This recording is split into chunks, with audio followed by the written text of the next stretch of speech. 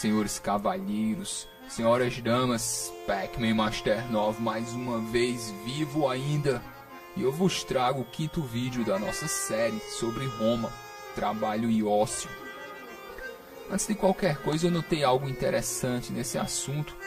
Talvez vocês conheçam um autor chamado Max Weber, que escreveu um livro chamado Ética Protestante e o Espírito do Capitalismo, do qual ele analisava a diferença entre povos latinos e germânicos. E o Weber viu uma diferença econômica em uma origem religiosa, ou seja, no caso, uma origem religiosa de uma diferença econômica entre católicos e protestantes. E, senhores, eu pretendo explicar nesse livro que talvez o Max Weber ele talvez estivesse um pouco equivocado em algumas das suas afirmações. Porque o que eu vou colocar aqui nesse vídeo é que as diferenças econômicas entre, talvez, as diferenças econômicas entre povos católicos e protestantes, que nada mais é do que uma diferença entre latinos e germânicos, na verdade, senhores, talvez não tenha muito a ver com religião. A questão aqui seja a visão que os nobres romanos tinham sobre os trabalhos manuais, os trabalhadores braçais. E talvez essa visão da nobreza romana com relação aos trabalhadores braçais, talvez essa seja a causa da nossa economia latina. Talvez não tenha sido tanto o catolicismo, como Weber apontou. Então, senhores, vamos começar aqui. Eu quero dizer o seguinte: pessoas notáveis em Roma, elas vivem de renda. É incrível porque existe uma hipocrisia absurda no Império Romano, que é o seguinte: os nobres, os notáveis, eles pensam ser nobres porque eles descendem de uma casta de guerreiros, de conquistadores que conseguiram terras, que tomaram territórios. Essas pessoas, os nobres romanos, os notáveis, eles se veem descendentes, ou pelo menos eles querem aparentar como descendentes dessas pessoas. Pessoas ligadas ao domínio, à exploração militar. Essas pessoas não se dão aos trabalhos manuais. E o que nós vemos aqui é que talvez os romanos também tenham dividido algumas visões do trabalho manual com os gregos. E os gregos acreditavam que pessoas de estirpe precisavam de um ócio. E que as pessoas que trabalhavam o dia inteiro, as pessoas que, mesmo que fossem homens e mulheres livres, essas pessoas eles não eram completamente livres, porque eles não poderiam se dedicar a si mesmos.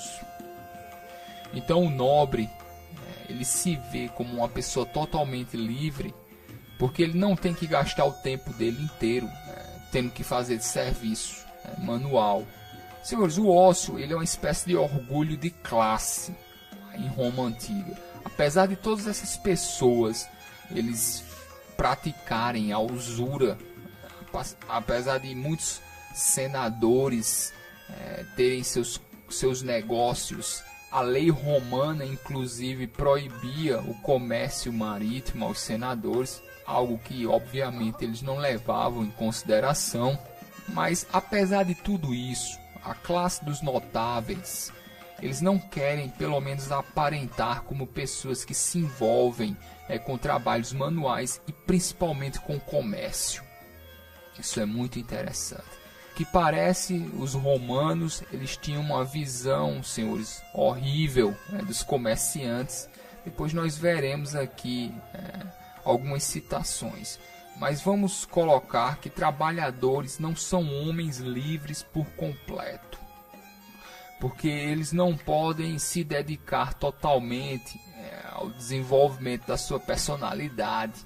Como eles têm que se alimentar, eles têm que passar muito tempo trabalhando. E os gregos viam isso como uma falta, como uma impossibilidade do desenvolvimento.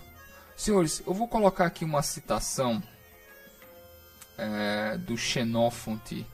Ele fala: os ofícios manuais tornam efeminados os que exercem. O cultivo dos campos, ao contrário, ensina a suportar o calor e o frio, a levantar cedo e a defender a terra que alimenta. Isso é uma citação de Xenófonte. O que eu quero colocar aqui é o seguinte: nós vemos claramente aqui um preconceito de classe, e principalmente uma classe guerreira. Os ofícios manuais tornam efeminados os que os exercem. Isso aqui é uma visão de uma classe militar sobre as pessoas sobre os artesãos. Essa classe militar, eles aceitam mais o trabalho daqueles que cuidam da terra do que as pessoas que desenvolvem serviços manuais. Porque essas pessoas, mais uma vez, eles querem aparentar como descendentes de guerreiros. Eles querem aparentar como descendentes de conquistadores. A grande fortuna na visão romana é terra. Não são máquinas, não são investimentos. Todo mundo faz isso. Eu quero deixar isso claro. Até os senadores, eles se envolvem com o comércio. Eles se envolvem com a usura. Todos os romanos, de uma certa forma, se envolvem com o empréstimo de dinheiro. Mas os nobres, eles querem aparentar que a fonte da riqueza deles é a conquista de terras. Outra coisa interessante aqui é que o comércio, ele representa os novos ricos. E os novos ricos, eles são movidos por cobiça. Eles não amam a terra. Então, os nobres, eles não querem se ver assim. Mais uma vez, os nobres, eles querem se ver como descendentes de guerreiros e não como novos ricos que conseguiram o que têm por causa de cobiça. Mais uma vez, os comerciantes, eles não amam a terra. E a fonte de riqueza primordial aqui na Roma Antiga é a terra. Interessante aqui, senhores, que se um determinado comerciante, em um determinado momento, compra terras, ele começa a ser respeitado por isso. Mas enquanto ele só desenvolver comércio, não importa quanto dinheiro ele tenha, ele sempre vai ser execrado pelos nobres, como um novo rico, como uma pessoa que não ama a terra. A classe dominante, a classe dos guerreiros, ela sempre tem essa ligação com o domínio da terra. Não é com o dinheiro em si, mas é com a quantidade de terras que você tem, mesmo que elas sejam improdutivas. Então, o domínio de terra, ele é sinal de nobreza, não tanto dinheiro. É óbvio, todas essas pessoas estão atrás de dinheiro, todas essas pessoas estão atrás de riqueza. Mas o que nós estamos colocando aqui é a forma como essas pessoas gostam de ser vistas pelos outros, como nobres, descendentes de guerreiros, conquistadores de terra. Senhores, Cícero diz: o comércio é sórdido. Então vocês veem como os nobres romanos, eles têm uma visão muito baixa dos comerciantes. É uma classe sórdida. Pessoas que não estão ligadas à terra. E o mais incrível, eu vi aqui uma citação dizendo que os comerciantes, eles são sórdidos porque eles trazem produtos de outras terras. Algo que, quando os comerciantes eles realizam esse tráfico de produtos, esse tráfico internacional, no caso eu estou falando tráfico aqui no sentido de tráfego, na verdade, é como se eles estivessem indo contra a ordem natural das coisas. Porque quando eles trazem produtos que não nascem aqui nessa terra, eles estão subvertendo a ordem natural das coisas. Tá ok. Os nobres são donos de terras e as terras do país deles, a terra deles produz os bens, a comida, as frutas, os minerais. que aquela terra específica gera. O comerciante não. O comerciante ele traz coisas de terras estrangeiras. O comerciante ele se envolve com estrangeiros. O comerciante ele traz costumes estranhos. Ele aprende. O comerciante ele cria e vende produtos que não são naturais. Então nós vemos aqui que os nobres eles defendem costumes arcaicos, mais uma vez, querendo aparecer como descendentes de uma antiga, muito antiga, senhores. Aqui nós já estamos na Roma antiga. Imaginem que esses romanos eles ainda querem aparentar como descendentes séculos e séculos antes disso ainda. Os verdadeiros conquistadores, os primeiros a chegar na terra. E essas pessoas elas não necessitavam de comércio, elas não necessitavam que se trouxesse bens e costumes e mesmo pessoas de outras terras. Um pouco acima dos comerciantes estão os profissionais liberais. E os profissionais liberais, inclusive, eles são chamados de amigos entre os nobres, amigos, porque é uma relação de respeito. Isso demonstra que os nobres viam as artes liberais acima do comércio. E muitos nobres vão se dedicar às artes liberais, como a medicina, a retórica, a poesia, a filosofia. Mas o importante aqui é demonstrar que eles não dependem disso. Um nobre ele pode se envolver com artes liberais. Eles geralmente o fazem. Você tem pessoas como Marco Aurélio, por exemplo, que são filósofos.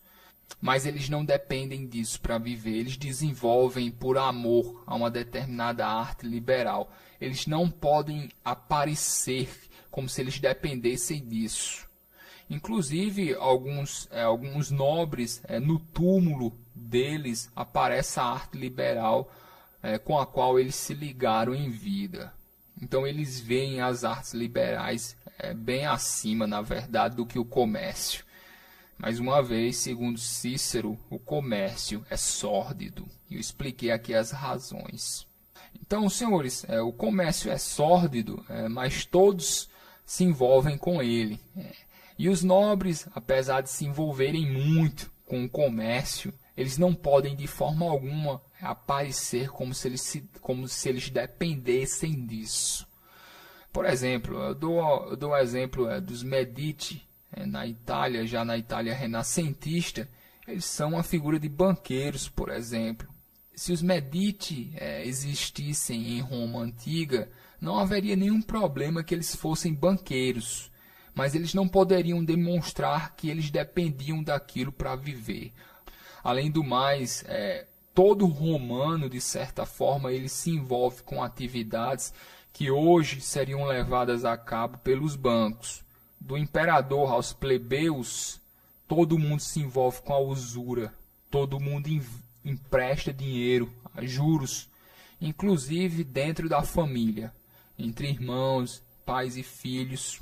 Então nós vemos que, apesar de todas essas pessoas se envolverem com comércio, elas não são de nenhuma forma vistas com bons olhos. E talvez esteja aí uma diferença primordial entre os povos latinos e os germânicos.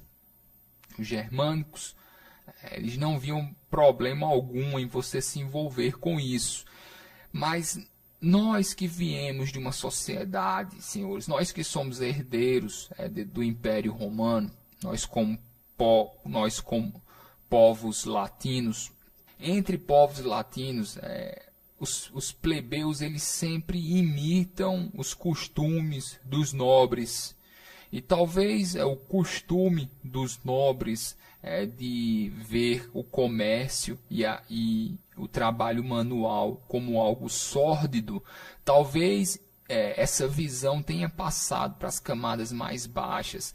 Nós, principalmente nós que somos brasileiros, senhores, a grande Roma moderna, senhores, o grande Império Romano moderno, que é o Brasil, porque eu nunca vi outro país nesse planeta, senhores, que se parecesse tanto com a Roma antiga, quanto esse país, senhores, chamado Brasil. Nós entendemos, na época do Império, por exemplo, como as pessoas pobres, elas imitam descaradamente os costumes e as visões dos nobres. Então, na sociedade latina, você vê o comércio e o trabalho manual com maus olhos, o trabalho em si, você vê que o ócio é uma coisa, é algo que diferencia uma classe nobre. Talvez, senhores, isso tenha entrado na cultura. Talvez isso já faça parte dos povos latinos.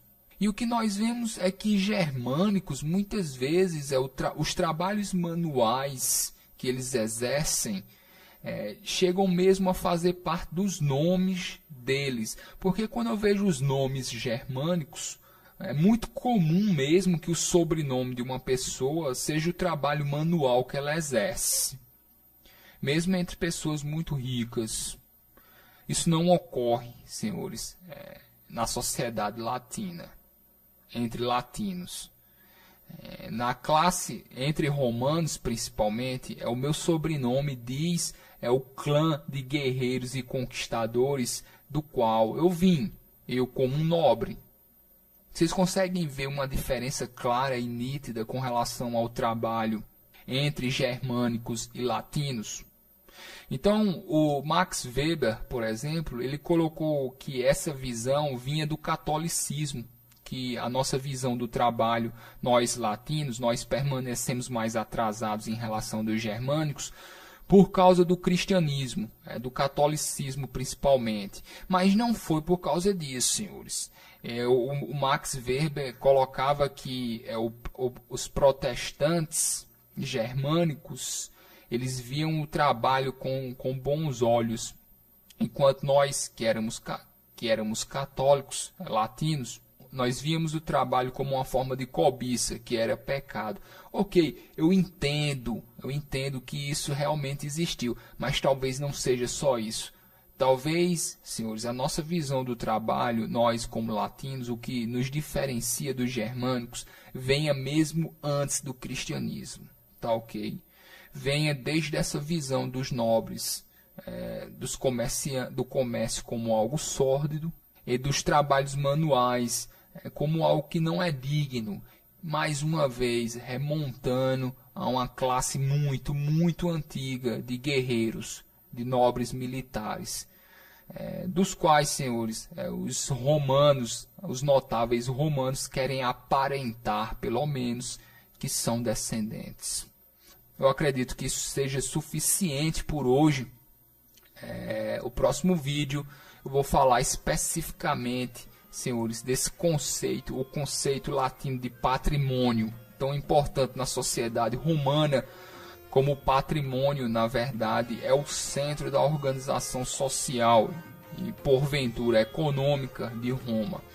E mesmo o patrimônio ele chega a ser algo importante, mesmo como um conceito cultural, porque nós veremos que pais de famílias nada mais são do que gestores de patrimônio.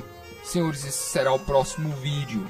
Mais uma vez, lembrando, senhores, da página, o link está aí embaixo, para que os senhores não percam os próximos vídeos. Senhores, eu já enchi o saco mais uma vez, e eu acredito que já foi o suficiente, pelo menos por hoje. Senhores cavalheiros, senhoras damas, se cuidem.